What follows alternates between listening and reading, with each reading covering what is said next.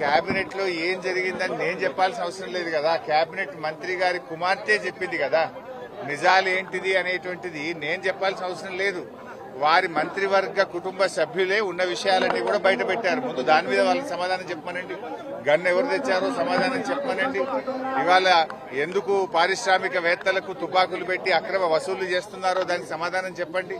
Endowment land విషయంలో ఆవిడ చేసిన ఆరోపణల మీద ఒక సిట్ వేయండి, లేదా ఒక జ్యుడిషియల్ ఎంక్వైరీ కమిషన్ వేసి మా న్యాయం మీద వాస్తవాలు బయటకు తెచ్చే ప్రయత్నం చేయండి. ఎందుకు దాన్ని హషప్ చేసే ప్రయత్నం చేస్తున్నారు? ఇలా 3-4 అంశాల మీద అక్కడ ఆరోపణలు వచ్చినాయి. వాటి అన్నిటి మీద ఒక సిట్టింగ్ జడ్జితో జ్యుడిషియల్ ఎంక్వైరీ వేయండి. అన్ని విషయాలు బయటకు వస్తాయి కదా.